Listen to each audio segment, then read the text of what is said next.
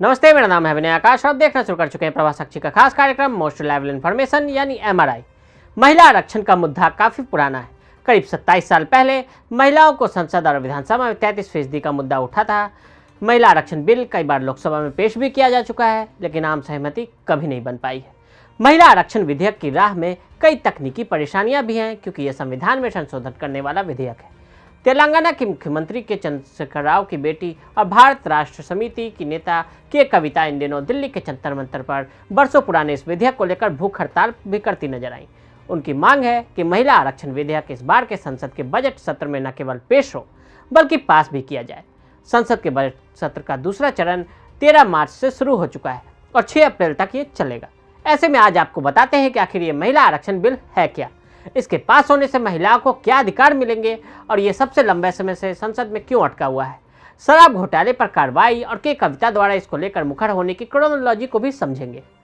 तो आइए जानते हैं पूरी कहानी विस्तार से। पहली बार कब आया था बिल?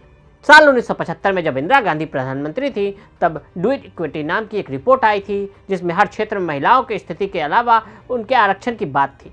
महिला आरक्षण विधेयक पहली बार 1996 में देवगौड़ा सरकार द्वारा पेश किया गया था। लोकसभा में विधेयक के अनुमोदन में विफल होने के बाद इसे गीता मुखर्जी की अध्यक्षता वाली एक संयुक्त सदस्य समिति के पास भेजा गया, जिसने दिसंबर 1996 में अपनी रिपोर्ट पेश की। हालांकि लोकसभा के सत्र समाप्त होने की वजह से विधेयक को फिर से प्रस्तुत करना पड़ा।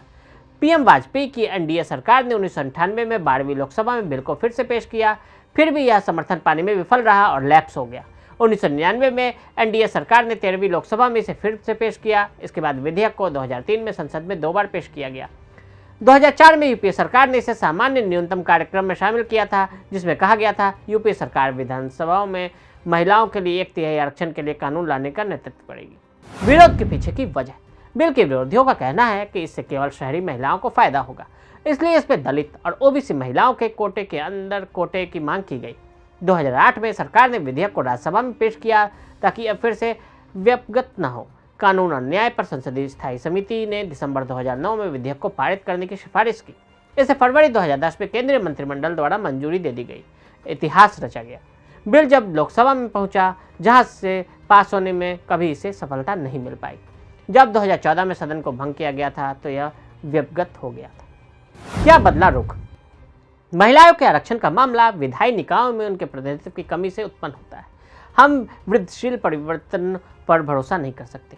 हम एक और पीढ़ी को लोकतंत्र में भाग लेने के मौलिक अधिकार, सुने जाने और निर्णय लेने के अधिकार के लिए लड़ने नहीं दे सकते। महिला आरक्षण से लोकतांत्रिक प्रक्रिया में तेजी आएगी। यह एक महत्वपूर्ण बहुमत को यह कहने की अनुमति देगा कि उनके जीवन को कैसे नियंत्रित किया जाना चाहिए। अपनी विशाल महिला आबादी के साथ भारत के पास क्षमता का एक विशाल भंडार है, जिसे अगर खोल दिया जाए तो यह देश को बहुत आगे ले जाएगा। हमें जिस चीज़ का हिसाब रखना चाहिए वह जाति समूह में प्रतिनिधित्व है। महिला आरक्षण की कोई भी योजना संवैधानिक सिद्धांतों के दायरे में होनी चाहिए। हम प्रस्ताव करते हैं कि हम अनुसूचित जातियों और अनुसूचित जनजातियों की महिलाओं को उचित प्रतिनिधित्व की अनुमति देने के लिए महिला आरक्षण में कोटा होना चाहिए। कांग्रेस का महिला विधेयक में SC, ST, OBC के कोटों पर विचार। अनुसूचित जाति, अनुसूचित जनजाति, अन्य पिछड़ा वर्ग और अल्पसंख्यकों के लोगों का समर्थन हासिल करने के लिए कांग्रेस ने इस क्षेत्र में SC, ST और OBC के लिए आरक्षण और OBC के लिए आरक्षण की मांग की योजना बना रही है। संसद और राज्य विधानसभाएं पार्टी महिला आरक्षण विधेयक में अनुसूचित जाति, अनुसूचित जनजाति और अन्य पिछड़े वर्ग के लोगों के लिए कोटा के भीतर आरक्षण की मांग के प्रस्ताव पर चर्चा भी कर रही है, जो कई वर्षों से अटका हुआ भी है।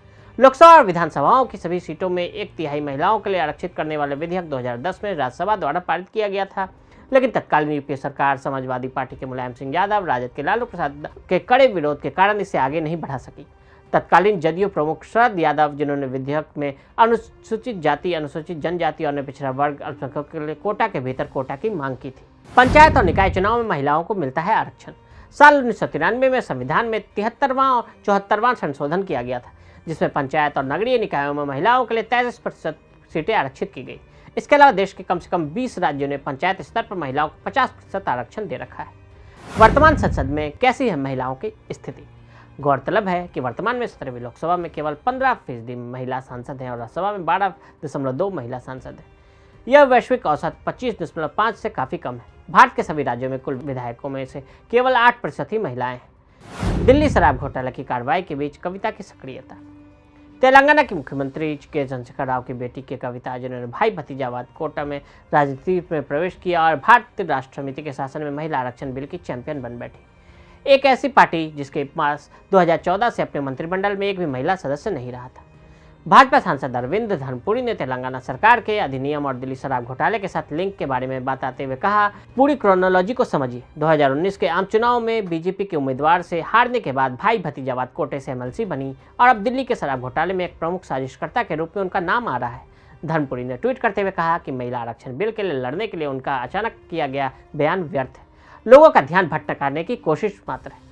भारतीय जनता पार्टी के विधायक ने आगे कहा कि तेलंगाना पहले या हाल के तेलंगाना आंदोलन में कभी भी किसी के सामने नहीं झुका, लेकिन अब कविता की दिल्ली शराबबंदी में शामिल होने के मद्देनजर राष्ट्र के सामने शर्म से झुक गई। कविता की राजनीति में पैराशूट एंट्री। खबरों के मुताबिक बीआरएस की गतिविधियों में कविता की भागीदारी हाल ही में बढ़ी है।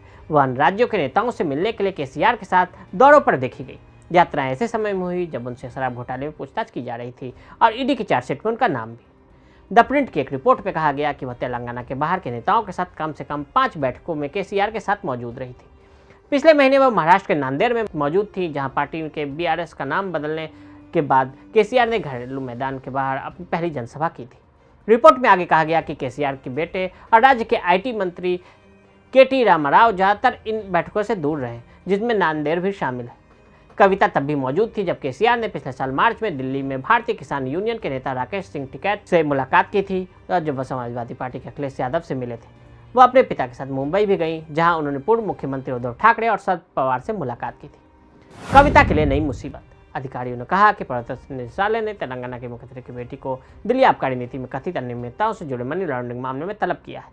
भारतीय राष्ट्र समिति पार्टी के एमएलसी 44 साल की कविता कलवंकुल्ला को राष्ट्रीय राजधानी में संघीय एजेंसी के समक्ष 9 मार्च को गवाही देने के लिए कहा गया। उन्हें बुलाया गया ताकि उनका सामना हैदराबाद के व्यवसायी अरुण रामचंद्रन पिल्लई से कराया जा सके, जो साउथ ग्रुप के कथित फ्रंटमैन है।